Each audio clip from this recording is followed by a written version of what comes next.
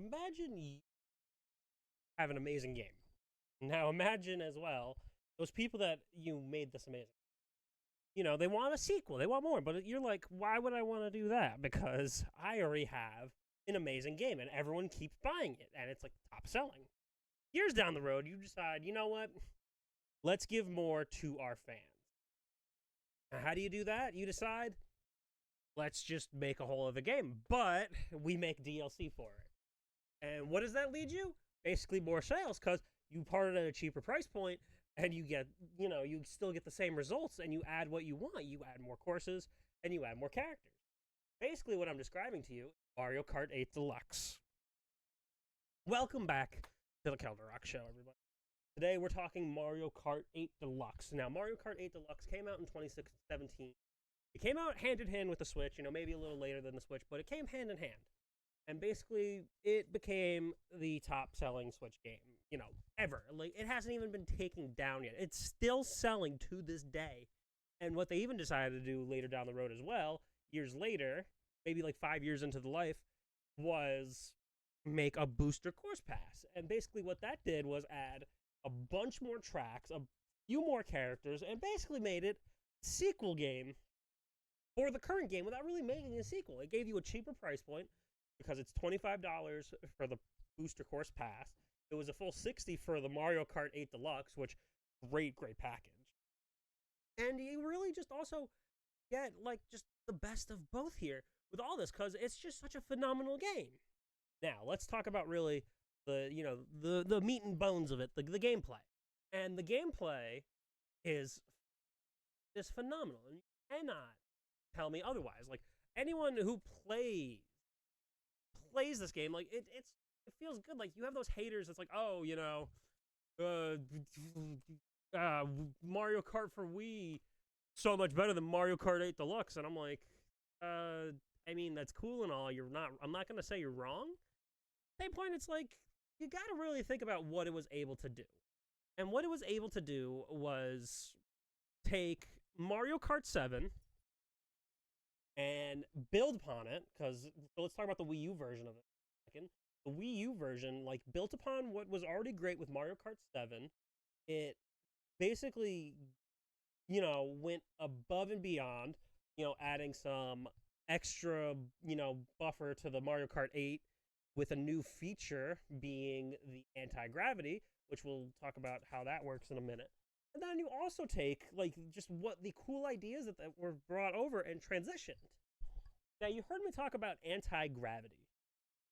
Anti-gravity is this awesome way for basically Nintendo to go out of their way to essentially make whatever course they want. They make physics however they feel.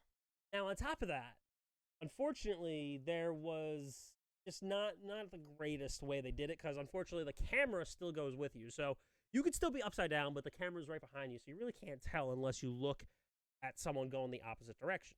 There are some sections where you could be driving on the wall, and boom, you are looking, anti-gravity is finally kicking in. And that's beautiful to see. It's beautiful. And they really utilize it well, because, it wouldn't be a Mario Kart game without courses. And before we even get into like what they added later down the road, the courses they started with, they had the mushroom, flower, star, special, shell, banana, leaf, and lightning. That was the original 8 they put into the game. And the top 4 I mentioned, the mushroom, flower, star, and special, that's where they put all the neutrals. And my God, do they make those things look beautiful. Honestly, like I personally can't think of really like too many that missed. There's definitely one that missed really bad because it's just kind of bland. But even though it's bland, it does really well for it. Like the Mushroom Cup, that first stadium, the Mario Kart Stadium, it looks so beautiful. That's how you really want to get into a game. Like if you went through if that's how you start your Mario Kart journey is through that stadium, you're going to be loving it. Loving it. Now, for the bottom 4 that they did, for the original Mario Kart 8 Wii U, they had the Shell Cup, the Banana Cup, the Leaf Cup, and the Lightning Cup. Now, for each of those cups, that's usually where they put the retro tracks. And for the retro tracks, you think, oh, we could just make it look HD and just port it over. No, they went above and beyond. Like, they added anti-gravity to a lot of these. They, like, remade all the models. Like, One of my favorite maps on this game, Music Park from the 3DS. Oh my god, they made that look so beautiful, especially with the new anti-gravity. It is phenomenal. And TikTok Clock, they did such a great job with that. Like they were able to really, really like, polish it up from the DS and make it brand new, like if it was like basically made for this game. Now, the one downfall they did have with this retro track was Mario Kart's N64 version, specifically the Rainbow Road. Usually that's supposed to be long and lapped, but they made it kind of a point-to-point race. I'm not particularly happy with that, but that's all right. You know what? If that's really what they had to do, that's what they had to do. Now, for the Wii U side of things, they added 4 more cups to the game with new characters. We'll get into the characters part a little later, but we got to continue to talk about the courses here. So, I mean, the courses they picked for it, they added the Egg Cup, they added the Crossing Cup, the Bell Cup, the Triforce. Now they added some new tracks. Like they did some great jobs, but they also added some retro. Well, for the Egg Cup, I think we're gonna go a little more in depth here. A little more. So they brought back GameCube's Yoshi Circuit. Great track. Driving around. Can't go wrong. Now, the next track that was part of that, though, Excite Bike. For those who don't know what Excite Bike is an original, like, N64 game. They tried to bring it back a few times. It didn't really work out. But it was an amazing, like, motocross game that you would drive around in a circle and, like, the ramps would always change. And that's what they did here in Mario Kart. They made it so the layout of the race changes every time, and it makes it so amazing, so unique. Change like that. Dragon Driftway, another original track. It honestly, like, it's a lot of anti-gravity, which you can't go wrong with that. You do kind of feel the anti-gravity in there, and you loop around like this huge bring back, not from this game though, but they brought back Mute City from F-Zero, which you would think, my god, that means they can make an F-Zero game, right? And I mean, that comes way down the road. This map came out long. And you would think they would make a new F-Zero track, especially since new F-Zero game, I'm sorry, because they brought Mute City back, and they have the Blue Falcon in the game, but no, they didn't. And that's okay. You know what? I still like Mute City as a track. I think they did a phenomenal job with it. They really, like, brought it up to life here, and that's fantastic. The next cup that came with this was the Crossing Cup. Now, the Crossing Cup comes in with Baby Park, which everyone loves, Cheeseland, which they, again, beautifully remodeled. They didn't have to, but they did, and it looks phenomenal. They did an amazing job with Cheese. Honestly, I can't even say, like, it has become one of my favorite maps. Music Park is still #1, but I will definitely do a top 10 later down the road when we get some more top 10s about what my Mario Kart track. And then they have their 2 new ones, Wild Woods and Animal Crossing. Wild Woods is a beautiful, like, kind of nature, foresty themed, like, great water park, great everything about it. Animal Crossing actually changes with the seasons. You get, like, new seasons every time, and it changes it up, and it's really, really cool. I really do like that. That is really cool. You can get a winter, spring, fall, and summer track of one track, and it just changes every time. They do a great job. Then we have the Triforce Cup. Brings back Mario Kart's Wii's Wario's Goldmine. I love that one. That's a great one. SNES Rainbow Road. You have to have that one. It's such a classic. It's a good one. Then they make Ice Outpost, and they give you Hyrule Circuit. Hyrule Circuit because, as we'll discuss later, they did bring Link. But Hyrule Circuit and Ice Outpost, they are really cool. You know, Ice Outpost is kind of bland. They offer some shortcuts. Can't complain. But Hyrule Circuit, they really went all out to bring back that Legend of Zelda feel for that track, and it was really well deserved. I really liked it. It was really cool. I can't even be back. And for the last one of the original Wii U DLCs, we have 3DS's Neo Bowser City, GBA Ribbon Road, both redone beautifully. Even though the 3DS was the last one being Mario Kart, they still redid it beautifully. Then they made the Super Bell Subway, which is really cool. It's just a nice little subway track. And then they bring in Big Blue from F-Zero. Again, this is what makes you think, like, we're going to get an F-Zero track, or F-Zero game, I'm sorry, we already have a track. But, no, we didn't. I mean, we could play as Captain Falcon as a Mii, and that's all we can really, do. But that's, you know what? Big Blue, they did a great job as well. Point to point race because it's a very big, very much a lot of shortcuts. And it looks phenomenal. Looks phenomenal. So that's kind of more of the Mario Kart 8 Deluxe base game because it comes with the DLCs from the Wii U and the tracks. And like I mentioned, they went all out here because they made basically a whole other game. The Mario Kart 8 Deluxe Booster Course Pass offered 48 new tracks. We got the Golden Dash Cup, the Lucky Cat Cup, the Turnip Cup, the Propeller Cup, the Rock Cup, the Moon Cup, the Spiny Cup, Acorn Cup, Cherry Cup, Feather Cup, Boomerang Cup, and Fruit Cup. Now, excuse me, I'm sorry. We're going to discuss this wave by wave. We're not going to highlight all of the big ones. I want to just discuss kind of like the ones I like the most. Because, there's a lot to talk about here. Like, so in wave 1, we got the Golden Dash Cup and the Lucky Cat Cup. This one brought back probably one of my favorites in Shroom Ridge and Coconut Mall. They brought back Choco Mountain too. Those are the big 3 I want to highlight because I loved the N64. I'm nostalgic for that one. And that was they did that so well. Unfortunately, I will have to say though, they didn't do this the justice like they did with the original remasters. This is definitely more of a port over from the tour games because unfortunately they do include, each cup includes 1 or 2 tour tracks. But I gotta love the retros they picked. The Coconut Mall, Choco Mountain, honestly Shroom Ridge were like the ones I really love the most. Sky Garden, which we'll also talk about for a little bit. That one, it felt kind of out of place, considering that we already have like Cloud Top Cruise. It was a little interesting, but I can't complain. I think Wave 1, they did decent. I wouldn't call them any bangers. The Coconut Mall was definitely a huge one, though, because everyone loves Coconut Mall. Now, for Wave 2, we saw the Turnip Cup and the Propeller Cup. And I think the one I want to highlight the most here is Waluigi Pinball. Because, oh my god, the DS track for that was phenomenal. Again, this is where I definitely prefer the original tracks. Because all they did really was port over the Mario Kart Tour assets. And that's definitely kind of a bummer. Like, this is definitely more... This, for me, personally, was more of like, all right, it's cool to have it, and I can play it on Mario Kart 8 because I don't want to download Tour. Because Tour is it's not great, and we could talk about that on a later. But I'm glad to have it. Like, I'm not opposed to having any of these maps. Like I said, I'll do a top 10 for each of them. But, like, they're all just ports from Mario Kart Tour. Because, like, even with the next wave, Rainbow Road, the 3DS one, was so beautiful. That's in the Moon Cup. And the Rock Cup, I mean, the only one that I would want to talk about is Maple Tree Way, and I wasn't that big. But 3DS Rainbow Road is I'm an N64 nostalgia head.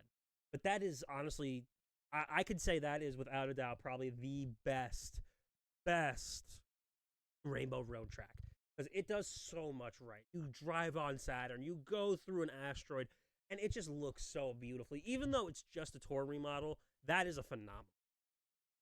Wave 4 comes in, and we have the Fruit Cup and the Boomerang Cup. I mean, the Boomerang Cup wasn't the greatest. I mean, Waluigi Stadium is cool. I think the Fruit Cup is what really sold me, because just Yoshi's Island, honestly, was the big selling point for me. The whole new map from Yoshi's Island game is just beautiful. I cannot even tell you enough how beautiful that track is. It is so nice. So nice.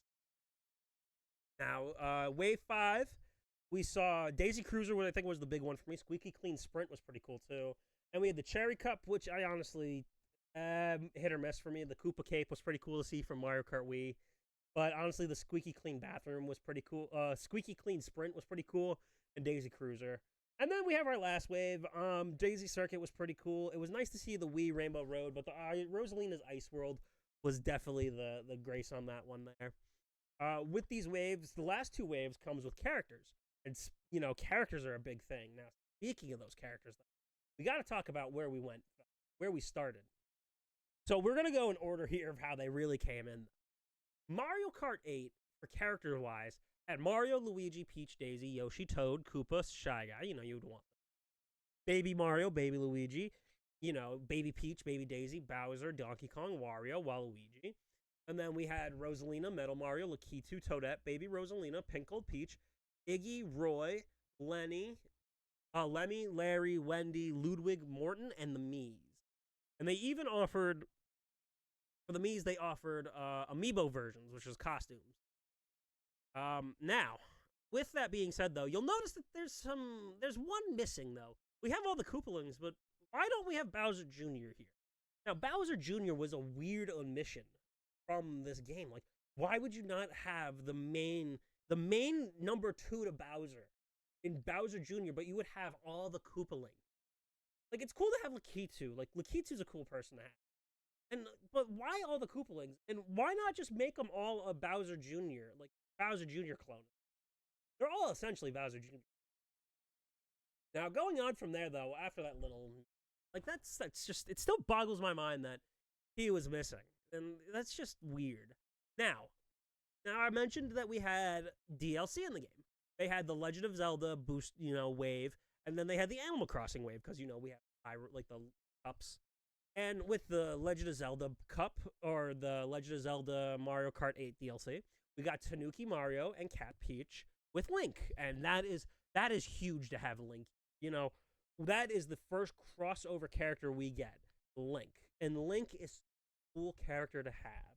Like, I am so shocked they don't do this more often and just have more, like, characters come over here. If they ever do make another Mario Kart 9 or whatever, you need to start making it like Smash Bros. Because bringing Link over is a huge, huge first step here. And then following that, we have the Animal Crossing one. That comes with the villager, male and female, Isabelle, who is basically the mascot for Animal Crossing, and Dry Bowser. Now, after hearing all those, we get Tanuki Mario. So if we count up all the Marios, we have Mario, Baby Mario, Metal Mario, and Tanuki Mario. Why do we have so many Marios? Well, we're missing, we didn't even get Birdo yet. We don't have Bowser Jr. We didn't even get, like, mainstays from here. Like, we are missing, like, Diddy Kong. Diddy Kong isn't even here. But we got 4 different Marios because of Tanuki Mario.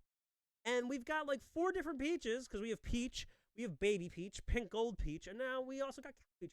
Like, why those DLC characters got picked, I don't know. I don't get it. I don't understand why they picked those, but that is so weird. And then to include Dry Bowser, which is another version of Bowser, basically, why couldn't that be a costume and you throw in the Bowser Jr. or someone like that? I don't know. I don't get it. And what makes it even more complex, too, is for each of those DLCs, if you pre-ordered it, you got all the Yoshi skins, red, blue, light blue, yellow, pink, black, white, and orange, and you already had green. And then for Shy Guys, you get green, blue, light blue, yellow, pink, black, white, and orange, and you already had red because that's his main color. But you get the multiple color Shy Guys, but you can't put Bowser Jr. in the game and make all the Koopalings different. Like, you could even make the stats different. You used to do that in the Mario baseball games. You would have different color Shy Guys with different stats. So why couldn't you do that here? Bowser Jr. could have been the one slot, and you make all the Koopalings in, like, a sub-menu, and they could all have their own stats.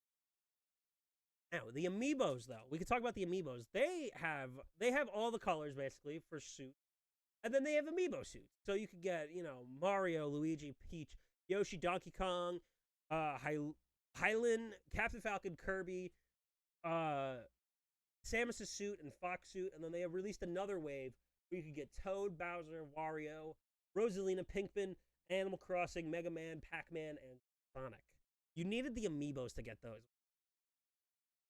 Yeah, that's pretty cool, I guess. I mean, I never liked driving as the Mii's, so it wasn't that big of a deal for me. But you can't go wrong there. Like, that's really cool. I think they did a great job on the, they still did good. Do I have my gripes with it? Very much so. That you cannot. You're omitting so many characters for what? What are you omitting for? Like, that doesn't make any sense. But they try to, they make some amends here. They make some amends. And with the Mario Kart 8 Deluxe, they had to add some new stuff. So, we got new characters. So, joining in the fray here for the characters, adding on now, we have Dry Bones. Great character. Should have been in the original. Bowser Jr. Should have been in the original. King Boo should have been in the original. But they do add Inkling Girl. And we also get Inkling Boy. So you could be, so when you do Inkling Girl, you could be the Inkling Boys. And that's like what they could have done with Bowser Jr. in the original. Inkling is an awesome inclusion, by the way. To have Inkling in the game, again, shows that we can be doing Super Smash Brothers, basically, for Mario Kart. And like, that is going to be an awesome, awesome thing to have. Awesome thing to have. Now, I did mention earlier, we did get DLC characters, and I think we got some good ones. Wave 4 came out. Wave 4 was a few of the maps, but Wave 4 brought us Birdo. Now, what's great about Birdo? Birdo comes with colors. Birdo got a light blue, a black, a red, a yellow, a white, a blue, a green, and an orange. Her original color is pink, just as a heads up. So we got Birdo colors in the game, too. So again, you could have done that with Bowser Jr., but you didn't. But that's okay. I digress. I'm going to let that go. Let that go. Birdo is a great inclusion to the game. Wave 4 brought our first DLC. Wave 5 brings in Petey Piranha, who hasn't been in the game since Double Dash, and Wiggler. Wiggler, who hasn't been in the game, well, he was in Mario Kart 7, but we also got Kamek, or Magic Koopa, if you want to call him that. And that is our Wave 5 characters. The fact that they introduced characters coming into the game this late into the booster pass is very odd, but I like it. I like it because we get some variety. Kamek is an interesting one. I didn't think Kamek was gonna make it. I kind of would have loved to see a different angle for that one, but I'm not gonna go crazy for it. Wave 6 is where we take the best characters. We get newcomer Peachette. We get newcomer Pauline. And we get returning characters who I mentioned earlier, Diddy Kong and Funky Kong. Now, why did it take this long for Funky Kong to make it to the Wii version? I don't know. But it is a welcomed addition nonetheless. It is awesome to have them back into the game. You cannot go wrong. It's just a great, great time. Now, on top of the new characters, we got new Mii costumes. Got the question mark block costume, the castle set, the Toadette set, Dry Bowser, Chain Chomp, Cheep Cheep, Ice Cream, Para Bitty Buddy, Koopa Clown Car, Blooper Suit, Pokey Suit, Dolphin Suit, Birdo Suit, Petey Piranha Suit, Wiggler Suit, Goomba Suit, and Moo Moo Suit. I'm not going to go into it all like crazy, but one thing I want to note is that we get special tricks for each costume. I did get to see it. You know, the Chain Chomp does like a Chain Chomp munch, and we also get like a blooper wiggle, which is awesome. Like, you cannot go wrong. Like, that is really cool to think that they did that. And you know what? I am not even going to go wrong with that. Like, that is really cool. A lot of effort to put in there for the last wave. With that, too, we got some interesting carts as well. So when we got the Inklings, we got an Inkling ATV that went in there. They call it the Splat Buggy. And then we also got the Ink Striker, which is really cool. Also returning, we got the B Dasher from Mario Kart DS. Like, they returned a lot of classic ones. And also in the new one, they did an update kind of between the booster pack and when the game came out. Master Cycle Zero. Oh, and they also gave Link a costume for Breath of the Wild, because that was huge during the... I think they had to add that at some point. That is awesome. Link even got it. One of the big things Mario Kart did, though, that a lot of people were upset about, which I really wasn't, I think it's really cool, they had a partnership with Mercedes-Benz. So you could drive a Mercedes GLA, a Mercedes W2 Silver Arrow, or a Mercedes 300 SL Roadster in Mario Kart. And they even gave you Mercedes-Benz GLA tires, too, which is really cool. You can't go wrong with that. Like, that is super, super cool. Super, super cool. Like, that is an awesome partnership. Like, to really think about that. Mario Kart 8 is a huge, like, you know, kart racer. So to have that in the game is just something awesome now. Now, something that really, really took everyone by surprise when Mario Kart 8 first came out was the battle mode. Now, the battle mode was dog piss. You know it. I can curse. It was dog shit. That was dog shit. I don't know why I would call it. It was dog shit. The battle mode was dog shit. Mario Kart 8. It was just regular tracks that you would drive around on and play like Balloon Battle or not. So they went all out here. You got Balloon Battle. You got Renegade Roundup, which is a new mode altogether. Bob-omb Blast.